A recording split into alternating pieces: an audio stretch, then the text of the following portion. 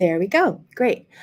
So, welcome everyone to our wildfire preparedness parent presentation. This is a repeat of the presentation that we did in person back in September at Ormondale. I'm so grateful to the partnership that we have with Woodside Fire Protection District. That's been really a partnership and relationship that we've nurtured over the past many years and have had great outcomes as a result of Selena and Kim and others from Woodside Fire Protection District participating in our emergency preparedness and safety committee and having conversations as well that have really led us to being what we believe is well prepared and having thought of many areas where we can proactively anticipate wildfire preparedness and what we do as a result and how we react and proactively plan for wildfires in our districts. So with that, I'm going to introduce Kim Giuliacci. She is the new fire marshal, and she will co-present as well as Selena Brown, who is the Public Education Officer and Emergency Preparedness Coordinator, and really appreciate you both being here this morning. I can't actually see who's on in the meeting. It looks like we have several people joining us. We have some board trustees and others from our emergency preparedness committee in the district. But I'm just going to begin the presentation and share with you these are the topics that we will discuss at length today, and we'll probably talk at a high level and then have time at the end for questions. If you can please put your questions in the chat, I would greatly appreciate that, and then we'll get to the questions when we have time at the end. First of all, we begin every conversation about safety with reminding people that we follow, as all school districts in San Mateo County follow, the Big Five emergency response action protocols. And for the purposes of this presentation, we'll be talking about evacuation emergency preparedness protocol, and that is what we would do in the event if there was a wildfire to evacuate the school buildings and go to a predetermined safe location. So this is the one protocol that we'll address in this presentation because it's related to wildfire preparedness. In our district, we have a wildfire emergency response plan, which is a component of our comprehensive school safety plan, which is a required document that all school districts have. We actually really go deep, and this is an internal document, by the way. There are aspects of it that we share with the community that we'll talk about today, but this has detailed information about how we coordinate evacuation and how we proactively plan for any wildfire preparedness and risk mitigation. We'll really look at the emergency guidance table and decision tree as part of this presentation, and several other aspects of situational awareness and our communications plan. So I just wanted to bring this to your attention because we have detailed information internally on how we plan for and react to wildfires. With that, I'm going to turn this slide over to Kim and Selena because this is their area of expertise, and we'll use this terminology throughout the presentation. Before I do that, though, I do want to really let everyone know that there is information about sheltering in place in the event of a rapidly approaching wildfire that we really want everyone to understand prior to an incident. If there was to be a rapidly approaching wildfire, it's really important that parents and community members understand what our decision process is, and and how we make the decision to either evacuate the site or to not not have school altogether if it's a red flag day, red flag warning day, or to actually shelter in place. So that is really important. Y'all understand that this is part of our planning process. So with that, I'll turn it over to Selena and Kim. Yeah, hi, good morning. Thank you. We're just going to talk about the basic evacuation terminology, and this goes across the board. So this just isn't used within the school district. This is terminology that is a California standard statewide. We issue alerts through SMC Alert, which we'll go into a little bit later, but I wanted to give you a brief overview of the type of alerts you would receive. First of all, we may put out a warning if we have time. And I always say, if we give you a warning, that should be your signal to get ready to evacuate. You don't want to wait until an order is issued. An order means we need immediate evacuation as soon as possible. So evacuation warnings are usually sent out as early as possible in order to give people time to prepare and time to gather what they need to do and evacuate safely and in a timely fashion. So the difference between warning and order is warning. It's not an imminent threat, but with an evacuation order, we need you to leave immediately. And to add from what Selena is saying, we just want to stress the importance of the warning time. Sometimes people seem to feel that, oh, it's just a warning, I have time. Well, we don't know what the weather conditions bring. We don't know how things change. Again, anything with evacuations for people, we want them, given the infrastructure of the area in this district, we want people to start getting a move on and out of the area as soon as possible. And if the threat doesn't get to be that terrible, or it's not as bad as we were anticipating, that's okay. We always want to anticipate the worst, because we want people to reach an area of safety before things get really bad. And that is a thing we want to stress the most in knowing the difference. You shouldn't be waiting for that evacuation order, especially, we have so many different populations between the elderly, the children, and even ourselves, first responders. There's going to be a lot of in and out first responders coming in. You're going to have engine companies, fire departments from all over coming in. And the earlier you evacuate, the less traffic and congestion there's going to be of the ones coming in to the ones who are trying to get out.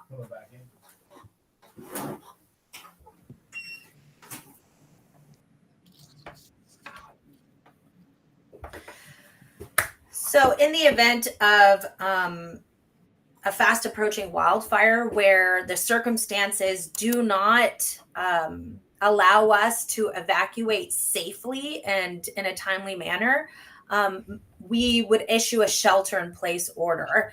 The school has its own protocols on when they would implement a shelter in place.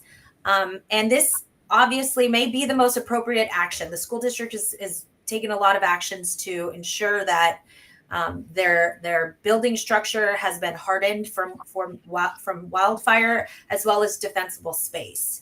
And so an evacuation may not be able to be processed. So you as parents need to understand that if a shelter in place is ordered, that means that your child cannot be picked up, and it will require you to still evacuate. But understand, in the event of a shelter in place, the fire district, law enforcement, we are going to be putting resources around the school in order to secure it as much as possible. That is one of our priorities in an instance of shelter in place. It's important for all of you to understand that Portola Valley School District has taken the right measures in improving the infrastructure of not just the campus, but its surrounding, with the increase of defensible space that they keep up and maintain. The building is it's the fire resistant construction, they've put it up to what code requires for being in the wild urban interface area. And it's important, as much as we as parents want to go get our kids because all we can think about is their safety, it's difficult to give up what you feel as being the best course of action because you're worried. But you have to remember that the staff there at the school, their priority is the safety of the students, of your children. And because of the measures that have been put in place, shelter in place sometimes will be the best course of action because the children and the staff are going to be safer in those buildings than they will be in a car or outside or trying to. You have to remember that the streets, we don't have great streets access. We don't have good ingress and egress from a lot of areas of this district. And if you're going to be caught and there's a fire front coming through, you don't have time and you can't be dealing with traffic because there will be traffic. And that's something you need to plan on. And sheltering in place is sometimes the best course of action. This is a collaborative decision. There is not one all on authority on this. This is a discussion that the school has with multiple jurisdictions, the fire department, the sheriff's office, the Office of Emergency Services. So it is collaboratively when discussions are made on what is going to be decided and what's going to be the best course of action given the information. This is a constant variable. There is no one right decision because we don't know what the situation is, and the situation is always changing. So it's always an assessment and making the best decision that we can make to keep your kids safe. So just want to stress that importance for everybody to have an understanding that with shelter in place, as hard as it is sometimes the best course of action for your kids. And this decision wasn't just, or this option wasn't just put in place, just as a quick decision. This has been thoroughly thought through, several meetings over the past couple of years at least, in order to decide that this is the best and safest way that we may need to approach a fast approaching wildfire. And I just wanted to add also that later in the presentation, you'll see our decision tree and the factors that go into making decisions along the way in collaboration with law enforcement and the fire protection district. So we'll get into a little bit more about the details. And it's just to reiterate, depending on the circumstances, it also may be best for us to have early dismissal and voluntary evacuation. So that would, of course, be the best option to not be in a situation where we would be sheltering in place. So we might make a decision to close school early or actually not open school at all if it's a red flag day. So the decision to close schools is based on so many considerations. Of course, the most important is the safety of our students and staff. And again, we'll look at the decision tree later in the presentation so that you can see what factors go into us making these really important decisions. We also have discussed the option of being transported off-site and off-site evacuation.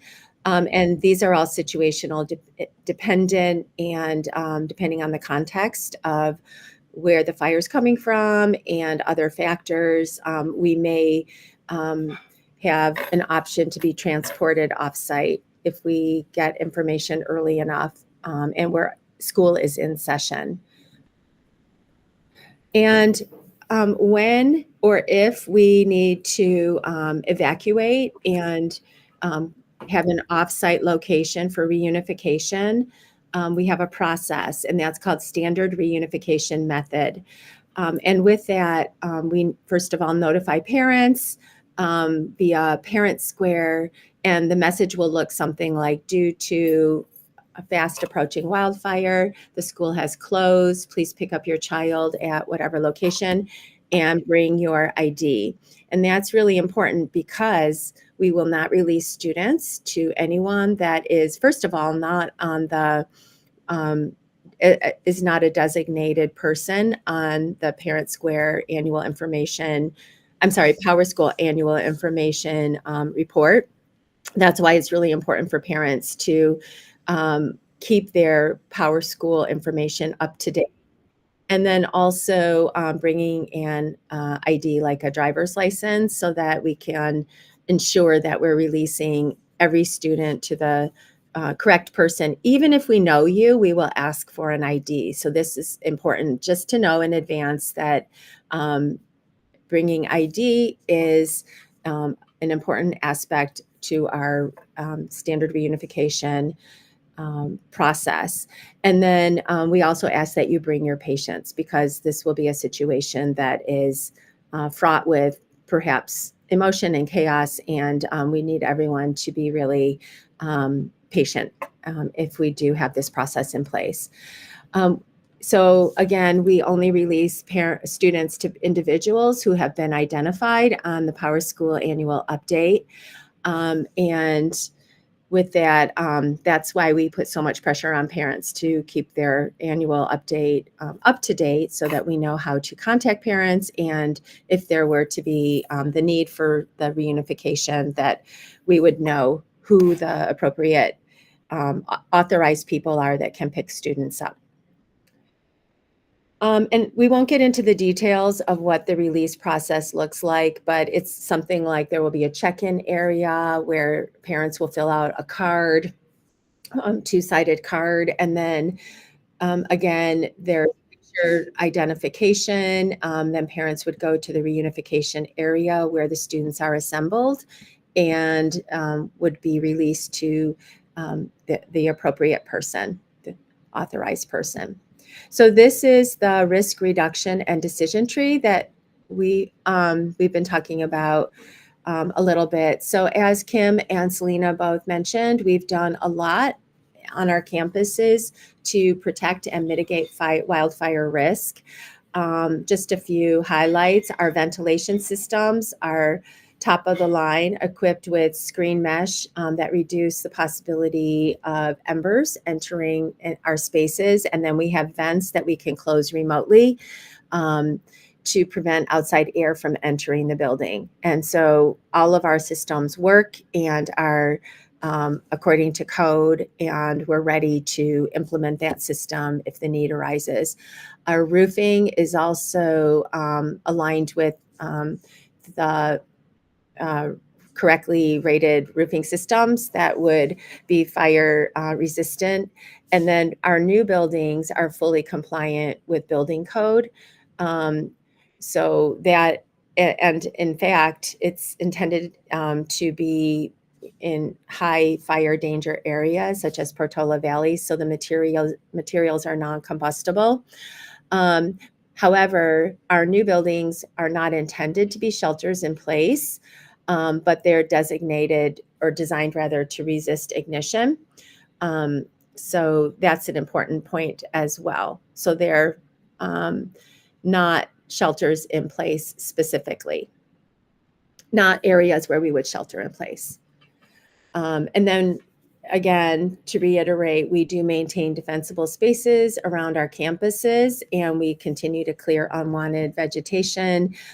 We actually are working with an arborist, and a risk assessment has been done on trees at Corte Madera. We're working on that at Ormondale as well, to either remove or prune trees that and vegetation so that we can maintain defensible spaces. And I think Kim and Selena, you're going to launch this slide. So there are different levels, as you can see here, and this is a great tool for you as parents, just to understand what it's just like, almost like a matrix that gives you explanation as to what each level means. But this is something that is in communication also with the schools, between the schools and the fire department.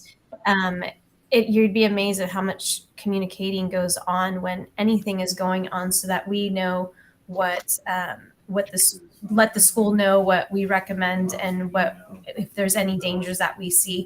But anyway, as you could see, I'm not going to read the table. It's here, and I know the school has it. If you go on their there's a QR code, I think, later that you can go to an app. It's an excellent app they developed. It's got all this information, and it's good for parents to have on their phones for quick and easy access for this information. But anyway, so the red flag warning, which you hear a lot of, it's just basically letting you know that it's that exactly what it is. Given the weather, the temperature, the humidity, there is possibles of ignitions around, or that we could have a fire. So it's just for everyone to be aware and to be extra cautious in their daily activities of knowing that, hey, we're in a more high fire ignition temperature because of weather and humidity. And then all the other levels that come with it. But then the next important one that you need to be aware of is, we've already spoken a lot about the evacuation warning, and then the ultimate level 4, which is the actual order to evacuate. So those are this gives you what your course of action is. It tells you a great explanation of what to do when the kids are not on campus as opposed to if they are on campus, and the communication that goes on between the school and the fire department. And I'd also like to stress too that the fact that the school district is being so proactive with a red flag warning is a great decision that they've come to. Red flag warnings are not we didn't have many this year. I believe we had one, which was just recently, right? The previous year we had a few. So it's not very often that we've had red flag warnings, but making this decision in advance. Also, too, the red flag warning should also be a moment when you, as a parent, homeowner, are taking actions to just be on heightened alert as well. I'm actually going to go to the next slide, and then we're going to pause for questions and clarifying questions. This is the decision tree that we've been referring to. And you'll see that it's a flow chart that thinks through the many different contexts or aspects of a wildfire situation. So I would just bring your attention to where I have this red arrow. The question is, are conditions so severe that evacuating would put staff and students at greater risk? If the answer is yes, then we would follow the shelter-in-place protocols that we discussed earlier on slide 6. But prior to that, if there's a red flag warning, we ask ourselves, many different questions, again, in collaboration with the fire district. And if there's a decision to not, if there's a red flag, then we might make a decision to actually cancel school for the day if the situation would mean that kids would be safer, or our staff and students would be safer to not have school, so we wouldn't get into a position of having to evacuate or shelter in place while school's in session. Kim and Selena, do you have anything to add to this slide? I do. So I know it's, again, I know that the every part of this topic of a decision tree is not, it's never easy to just make the decisions. And I think knowing that everything is always a collaborative work in progress. And but I also want to stress that if it comes to a point to shelter in place, something I didn't mention before is, so that parents are aware, the fire department, one of the first priorities that they have, because there's going to be fire departments coming to assist from all over. So when we know that there's a school that is going to be sheltering in place, you will have that building, aside from all the improvements and everything that the schools does, you will have the building surrounded with the fire department, and they will be providing structure protection to make sure that if anything was coming through, that they're putting all the efforts to mitigating to keep it away from that structure. We never want to think of, we try to do the best that can be done for the decision of safety, but none of these decisions, this is one of the best decision trees I've ever seen before. I think the school's done a great job. The school district has done an excellent job with really highlighting and finding ways to really make a good informed decision.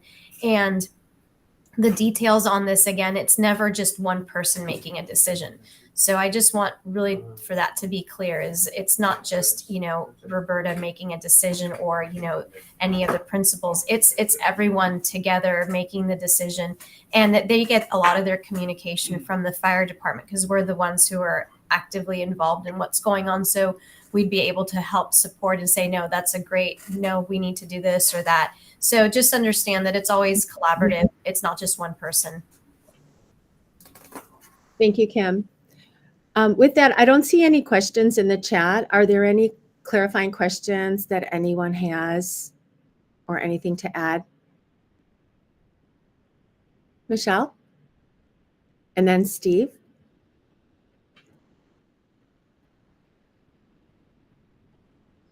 I think you're on mute, Michelle.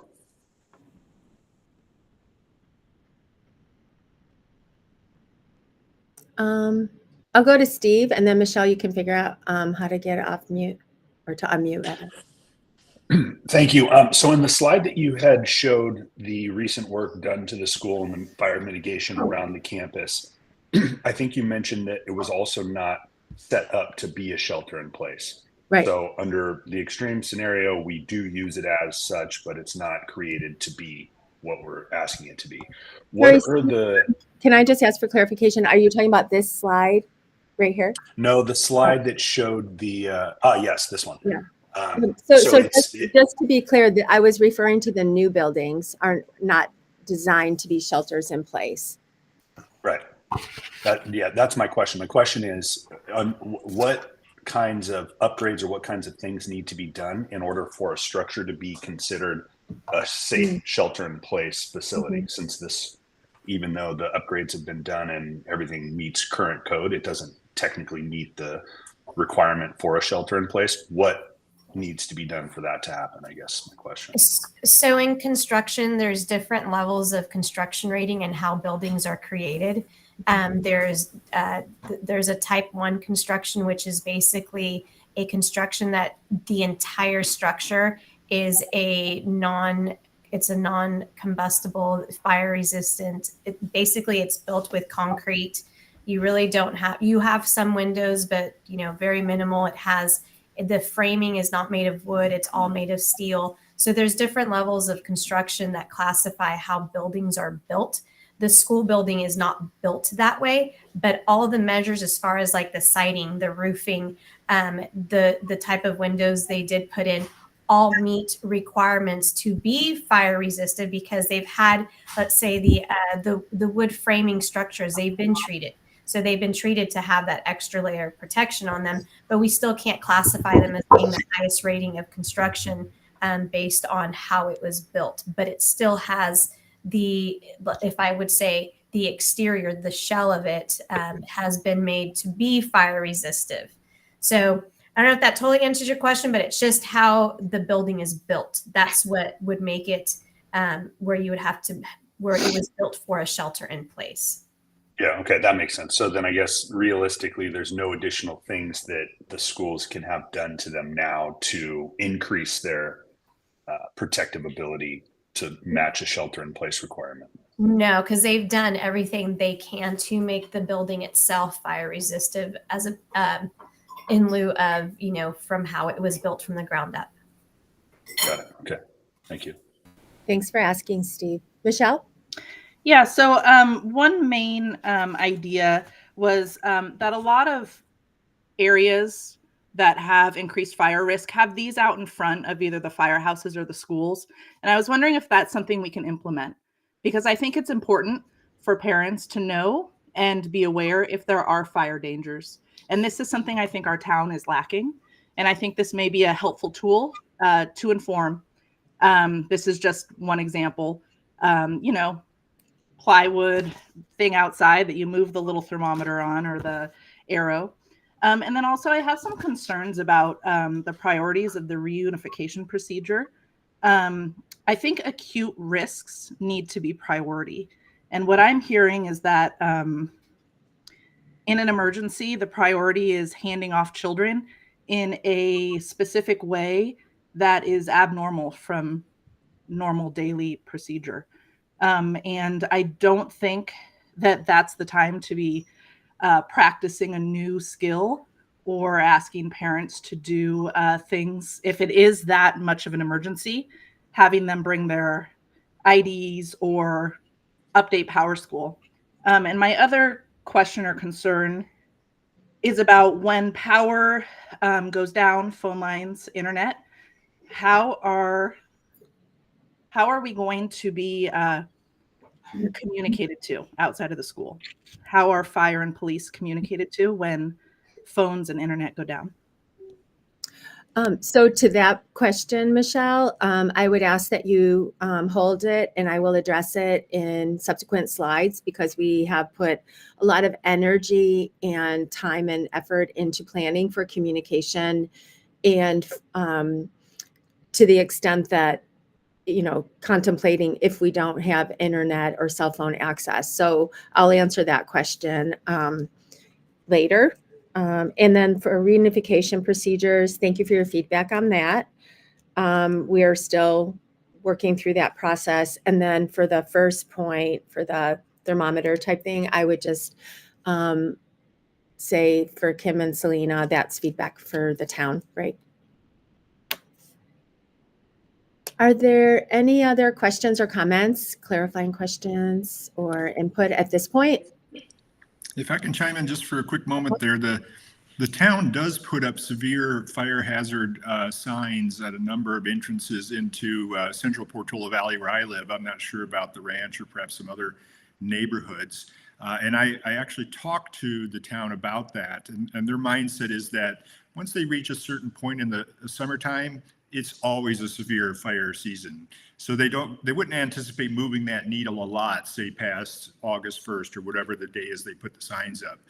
However, it is a good idea to maybe put those signs in more accessible places. The firehouse would be a great idea. The district, I don't know if we've got one there, but we could ask the town to put them there if the town is the one actually printing the signs, which I believe they are. But again, after August 1st, I don't think the needle moves. I think it stays severe fire hazard the rest of the year until we get ready. Yeah, I can speak on those high fire danger signs. Those were created by the fire district. We created them several years ago, and we have a list of residents who have agreed to post them on their property as well. And we have had new interest and more people putting them up. So we sent out a message through SMC Alert. We have a special list of people on it saying, please put out your high fire danger signs. And then towards the end of the season, even though we deal with this year round now, we tell residents when to take them down as well. Thank you. And then I see, Randy, you have some input and feedback about the reunification process. And I would just say thank you for that. That is an area I'm just going to be really upfront and say we need to really practice and streamline and consider how we implement that system. And we're using a protocol that has been tried and true and very comprises best practices from experts. So I'm using that as a framework. And this year, that's the goal, is to really get that into a place where if we need it, we can roll with that system. So I'm actually going to go on now to communication, and I will turn it over to Selena and Kim. Yeah, thank you. So as not only a parent, but a resident of the fire district, we all have personal responsibilities to maintain situational awareness. And there are many ways you can maintain that on here. We tell you, obviously, be signed up for SMC Alert. That is the primary notification system that the fire district uses.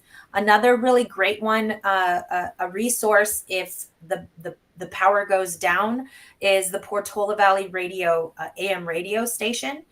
It is a pre-recorded message that's put on there. The Emergency Preparedness Committee for the town is actually trying to work on ways that they can send pre-recorded messages to the radio from via the internet from remote locations. Right now, it has to be pre-recorded, and then we take it and put it on a thumb drive and put it on there. But if you are trying to get information, the fire district as well as the school district is able to utilize that AM radio station. So make sure you have a radio that has AM on it. If you have a Tesla, you may not have an AM radio on there. So make sure you have a small handheld radio as well. Being aware of other resources such as WPD Ready, which is our preparedness program to help residents get prepared up into the point of a disaster. As well, another app that's really great is Pulse Point. If you download Pulse Point onto your phone, you can see all the incidents that are going on in the district, the different calls. So if you hear the sirens go by, you can pull a Pulse Point and see what exactly is going on, and listen to the radio on there too. It's a great resource. And obviously the fire district website, the town of Portola Valley, we're all going to be talking to each other, especially during a major event incident, and make sure that our messaging is streamlined across the board. We don't just push information out without talking to each other. We want to make sure that it's standardized. And this can take a little bit of time. So just stay on top and take time in advance to prepare. Thank you, Selena.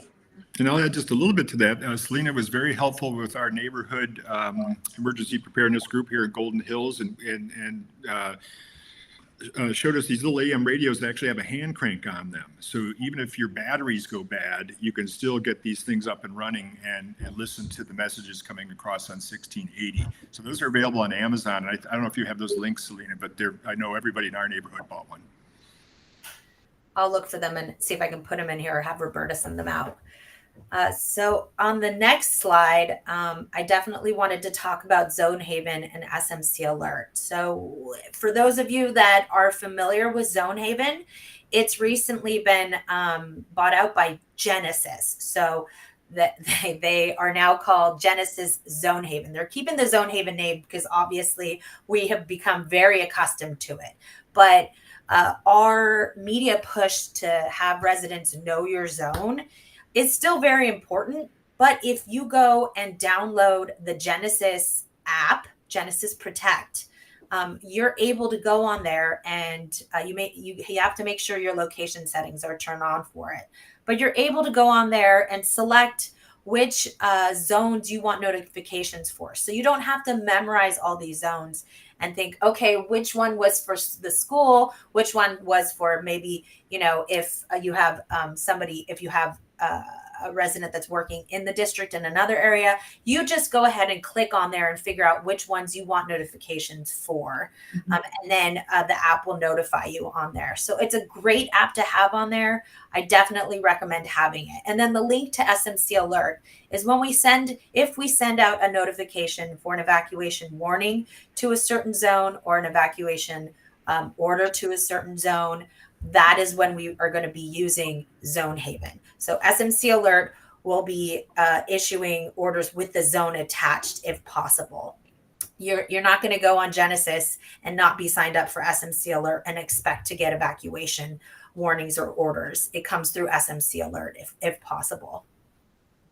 And just to be clear, Selena, the SMC Alert, you need to sign up for it. Yes, you do need to sign up for it. It is an opt-in system. And recently, over the past 2 years, it's transitioned to a new hosting platform. So if you haven't logged into your SMC Alert account for a while, please do so. It is okay if you have to recreate an account or a password. Just make sure all your information is updated.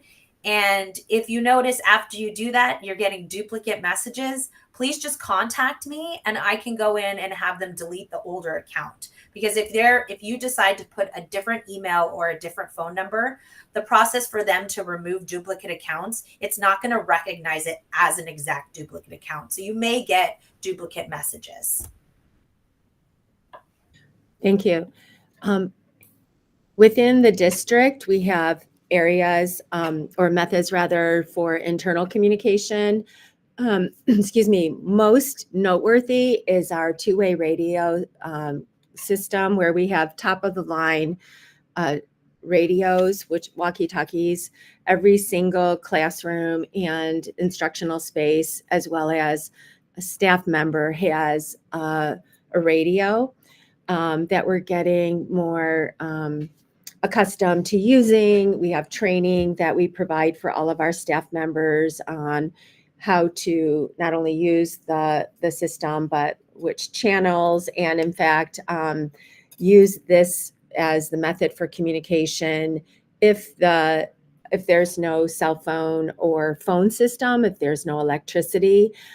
So we're really fortunate that we have invested in this top of the line system for internal communications if there's no electricity or cell phone service, along with these other methods of communication. And externally, district to parent communication, we will of course utilize Parent Square with urgent alerts if we are able to have cell phone service and electricity. We provide updates on our website. We have a system now where we can easily put something into a document and it automatically populates on our websites in case parents are either in the district or outside at work, let's say, and we can direct people to the website for updates. Using social media, PV Forum.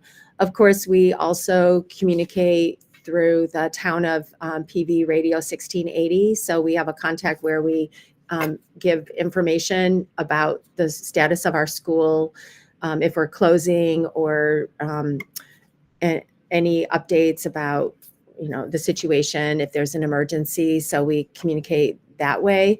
And then, of course, the town of PV Radio communication now is such that we can utilize these radios to communicate directly with the town emergency preparedness group.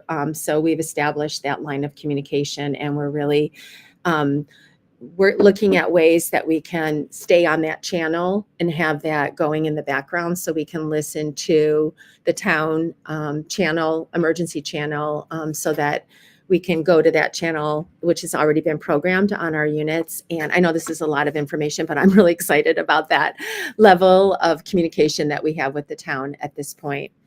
And then I would also say that for more information about anything related to safety and emergency preparedness and wildfire specifically, recommend that you as parents go to this link that we have on our website or scan the QR code. And this is a document that is always being updated with new information, but essentially has our procedures and protocols for different areas of emergency preparedness, and has some really helpful links for communication and getting updates as well. Roberta, can I just add something too to this discussion so forth, is that it's really important as parents that you spread this information word of mouth. We strongly encourage you have these conversations with the other parents. We want the parents to come back and start, really processing what all of this means, so that they're not surprised by it. This information has been available and has been pushed out often since they started working on it, but we really depend on the parents to talk to each other, to make sure they understand, to make sure that they're asking the questions they need to ask. Thank you, Selena. That's a really important point. Are there any clarifying questions about communication or input? Let's see, anything in the chat? Oh, Selena added in the chat, that's the AM radio, Amazon information, Selena. Thank you.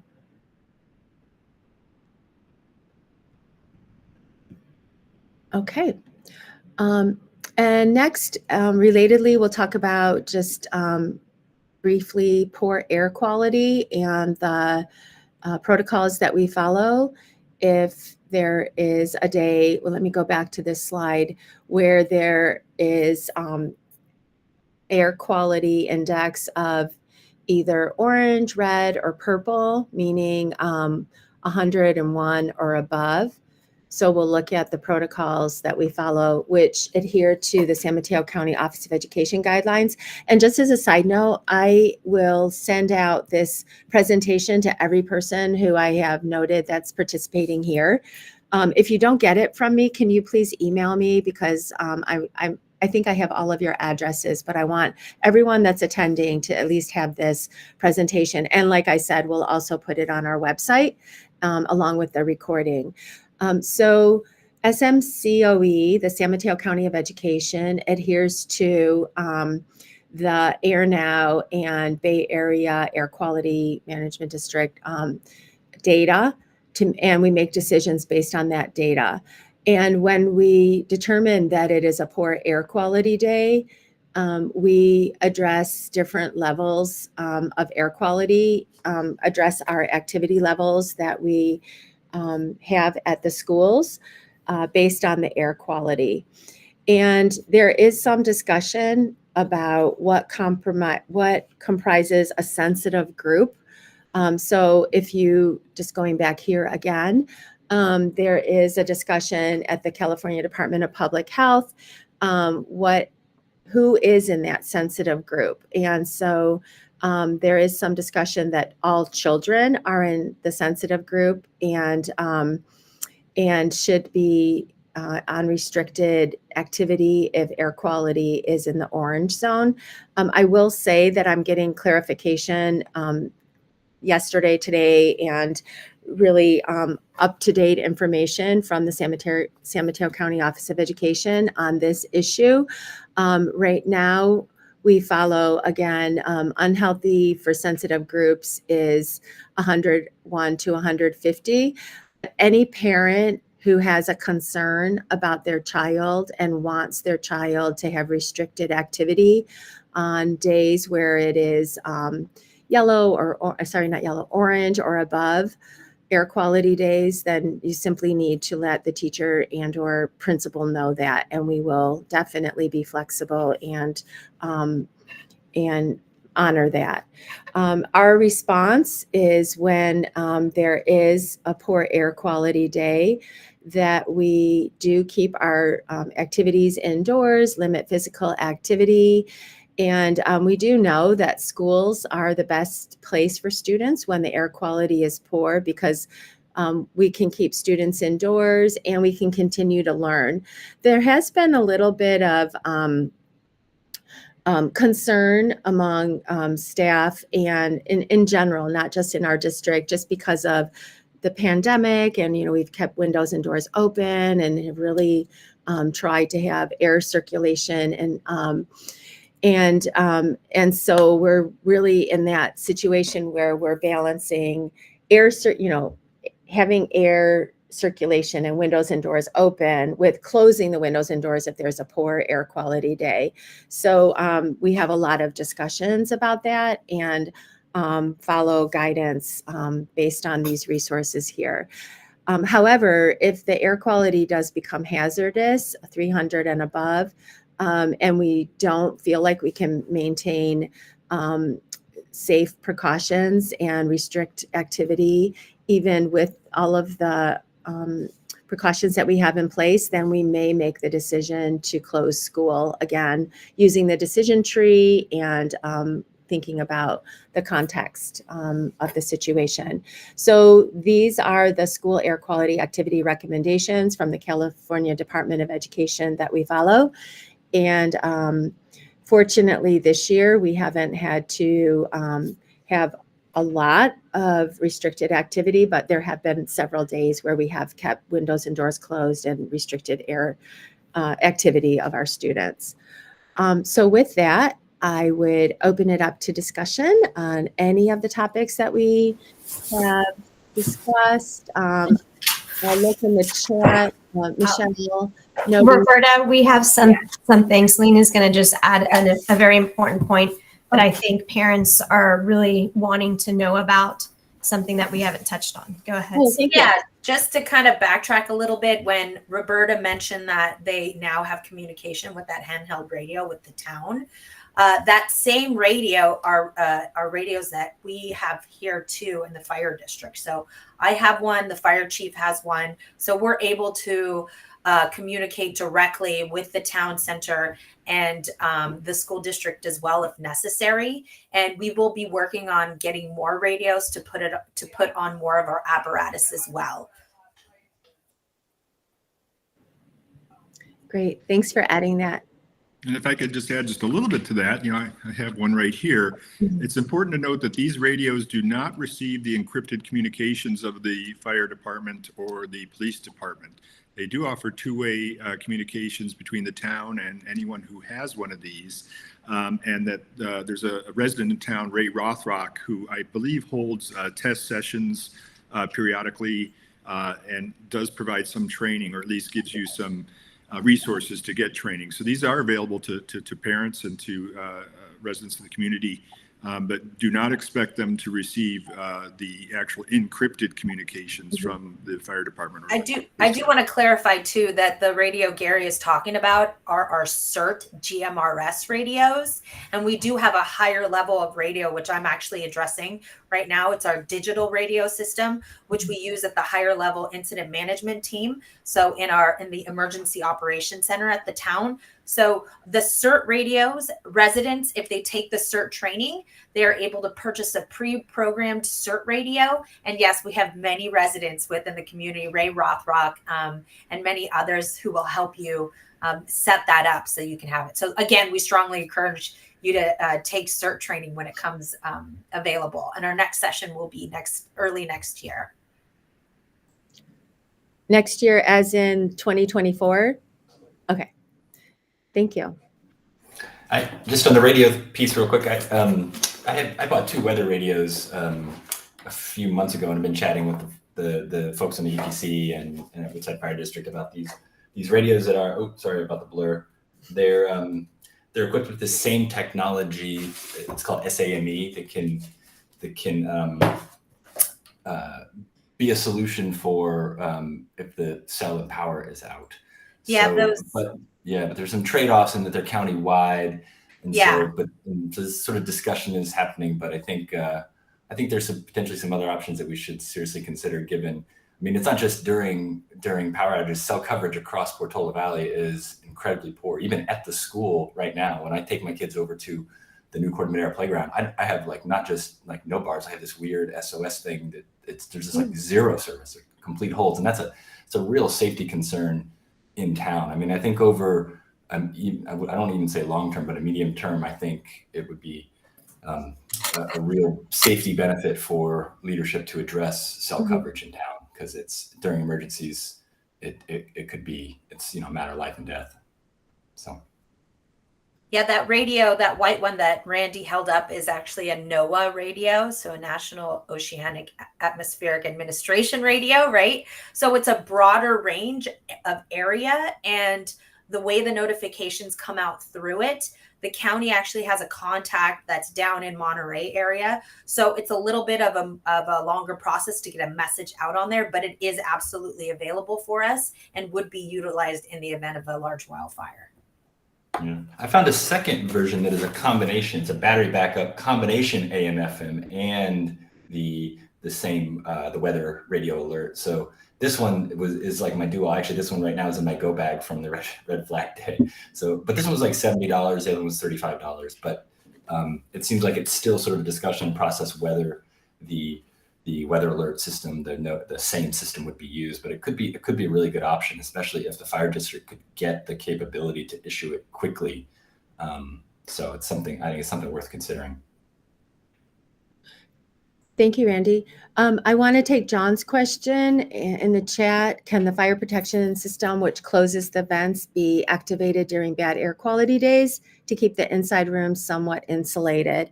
And Travis DeFreitas, our facilities manager, will answer that question. Thank you, John. Hi, just jumping on this. Sorry about that. doing too many things at once. But yes, so it is, and I don't see the question in front of me, but it is remote activated. Every single classroom has its set up on our system to where we just hit a button and we can turn off any outside circulation, and it'll just circulate within the classroom. And I'm hoping that answers that question. I think it does. Oh, there it is. Just found it. Sorry about that. Great. Thank you. Thanks for asking, John. Can we see Roberta call you on the radio right now? Gary, can you call Roberta? I'm not sure what. Michelle, can you elaborate on that? What is it you want to find out?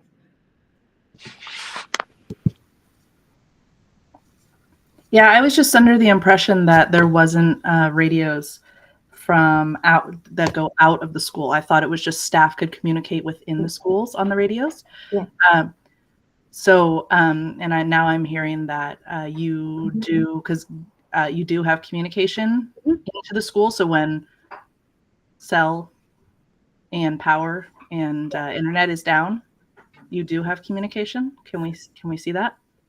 We have a line of communication that's been programmed on our radios to the EOC, PVEOC, which is the system that we talked about earlier.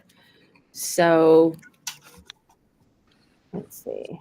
Yeah, and to clarify, so what I use the radio for, Michelle, is I listen to the town's broadcast. It's a way to get the town's broadcast pretty much 100% because I can receive it all over town. I've taken it many different places and run tests where I get a good signal.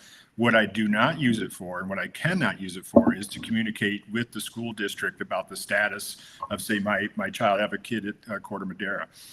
It's not permitted to use it for that purpose, and I would never try to use it for that purpose. But what you wouldn't, even if you tried, Gary, sorry to interrupt, but you wouldn't be able to, is what? Yeah, I wouldn't even be able to, right? It's not set up to do it.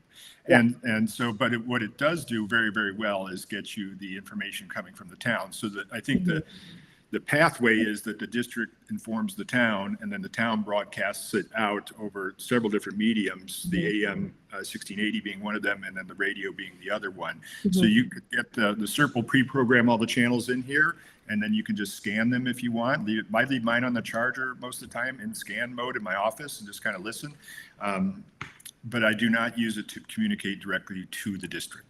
Got it. So the district calls the town and informs the town of what to put on the, it's like a recirc message, right? Like in notification AM radio message system. So it wouldn't be live time. It wouldn't be, and there has to be an active line of communication to get that message. And we do have that active line of communication. So it's already pre-programmed and we've tested it on our system.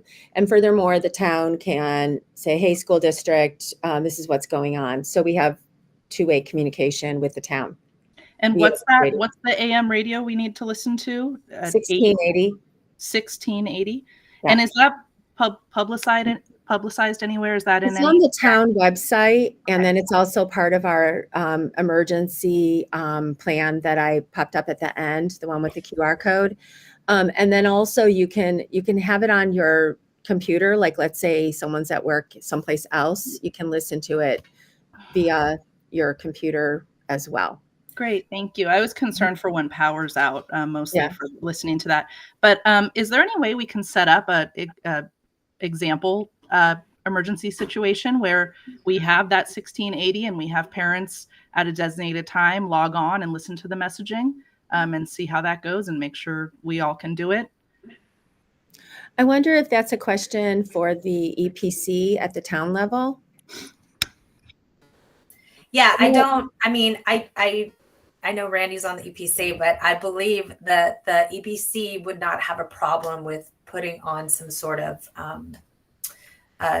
drill message on there. If you received the Zone Haven magnet in the mail, you should have received AM radio messaging as well.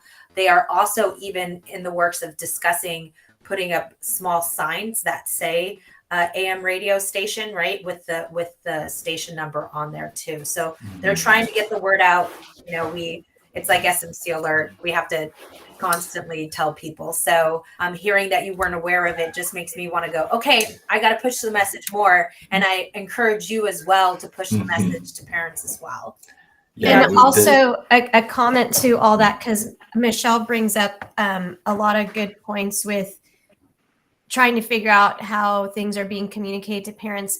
I would also recommend to parents to follow the fire department's social media, because Selena, who does all our social media, she pushes out messages constantly on Instagram, on Facebook, just everywhere. And information is always pertinent to whatever is going on currently in the district. And especially during, like when we had, for example, earlier this year, all the storms that were going on, she was actively working on pushing out every updated information, including, if there was road closures, if there was, trees down, so I would highly suggest also to parents to follow us, because you'll also get those, that communication. I'm on Instagram. I'm searching Portola Valley Fire and nothing's coming up. What do we need? Because we're Woodside Fire Protection. I'm sorry, one more time. Woodside Fire Protection District. Okay, Woodside. So Portola Valley doesn't have their own? Woodside Fire Protection District encompasses both Portola Valley, Woodside, as well as unincorporated areas within San Mateo County. So we are kind of we're a whole district. Yeah, and we provide services to all those surrounding areas. So we have about 32 square miles of area we cover in the district. I see that John and Randy have their hands up. We're going to take 2 brief calls or questions or comments. And if anyone needs to pop off, because it is 9:45, I just really thank you for being here. We'll start with John. Sure, thanks. A couple questions on the radio. So is this a 500 megahertz system that we put in? Is it one of the emergency response system? I don't have the answer to that. Does anyone know? Our tech person who knows about this system is not on the call, I don't believe.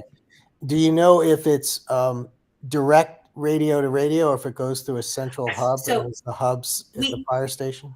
Yeah, so we have repeaters that allow the signal to extend all the way from the cross, the Easter Cross in Emerald Hills area, to Los Trancos Vista Verde. Okay. And we have 2 designated channels, one for Woodside, one for Portola Valley, but I've been able to communicate across the district pretty well on just one of the channels. No, that's great. And then within the school, I've been a volunteer firefighter, so, but not on the West Coast. But is there a set of standard communications across the school? In the fire service, you have codes, right?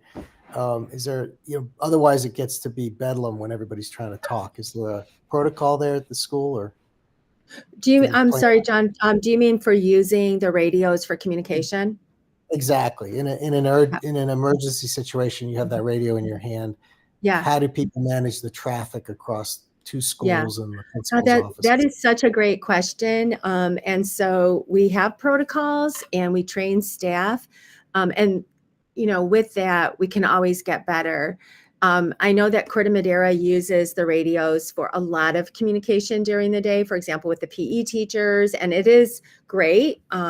And then when there is an emergency, how do we, transition to, okay, now it's all about the emergency. So we need to continue to practice. And we do that when we have drills. We always test our radios and radio etiquette and things like that when we have our required drills as well. So it's something that I would like for us to get better at, but we're headed in the right direction. I think, Randy, did you have your hand up as well?